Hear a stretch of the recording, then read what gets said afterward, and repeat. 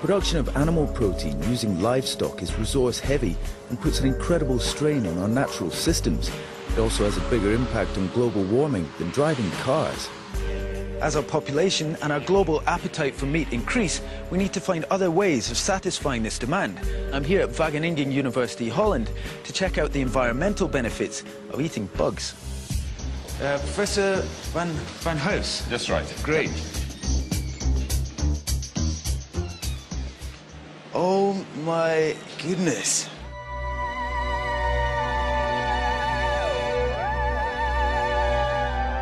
Why are you researching insects as food? Well, we will have a meat crisis very soon.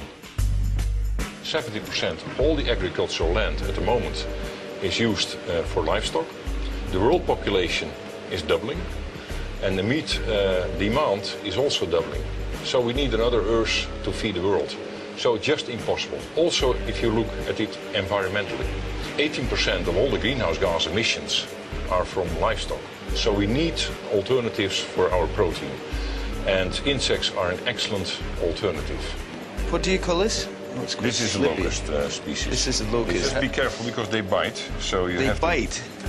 To be honest, it's a stretch for me to think of this guy as food, but that must be the battle that you're facing, trying to convince Westerners that there's a good meal to be had out of these guys. Yeah, but it's only the Western people have problems with it. So most of the world population doesn't have any problem. And I would also say if you taste it once, then the next time is not a problem anymore. So.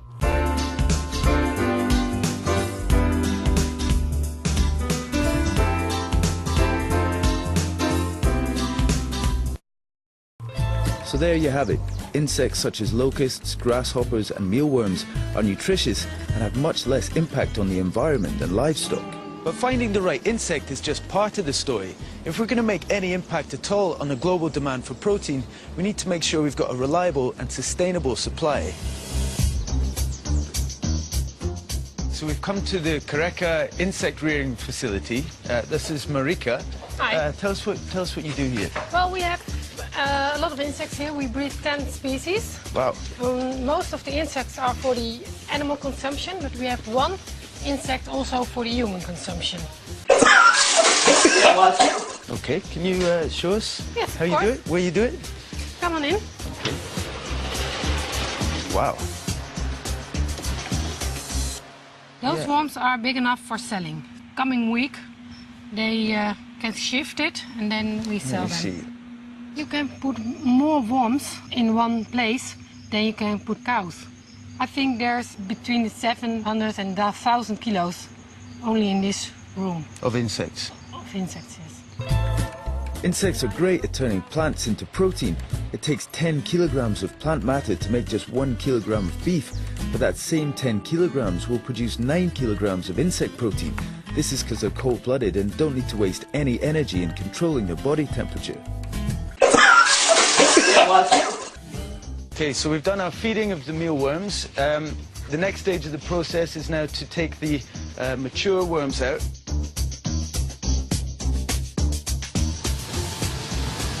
Oh my God!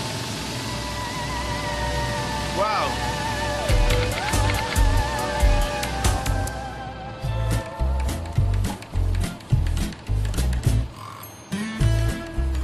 Wow, look at that! There's a lot of worms! So this is like pure adult mealworm which is ready to go up to market and to the kitchens, basically. The rest is all going to go back into the incubator and start the cycle again. But that's our work here done for just now, so that's it. Okay, so we found out that insects are nutritious. You can farm them on a commercial scale, and they're better for the environment. But all this means nothing unless people are actually prepared to eat them.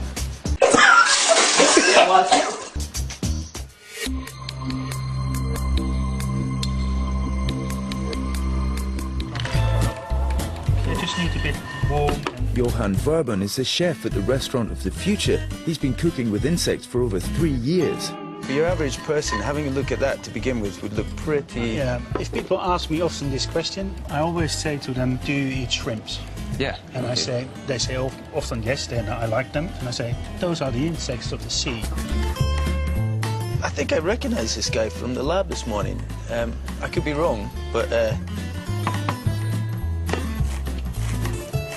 You feel and hear how crunchy they are? Yeah, really. If you just add a little bit of salt on the head, Okay. there's a nice snack. Yeah? No. The heads, we'll just go right in there for the head. Okay, moment of truth.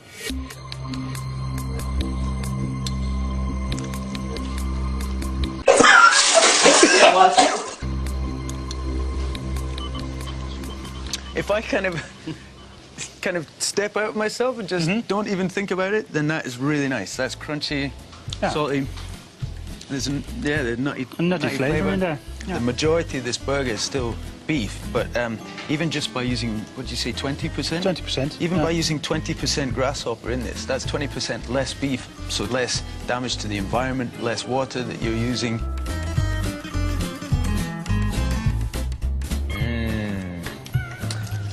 Yum. You're eating the entire... The entire insect. The entire insect, Beef, no waste. you eat about 55% of a cow, and this is the whole insect, 100%. Wow. You're cooking with worms. I mean, how are you going to actually get people to eat worms, basically? Make it nice. Okay. Make it look nice, make it taste nice. And when food looks good and you're hungry, you will eat it. Okay, Professor, grasshopper burger. For yourself. Wow, that's great. Well, I hope you enjoy them. They're prepared with a lot of love from your hand, and I think it's a fantastic idea. So thanks to your research. Hopefully we'll see a lot more restaurants serving grasshopper burgers in the future. Bon appetit.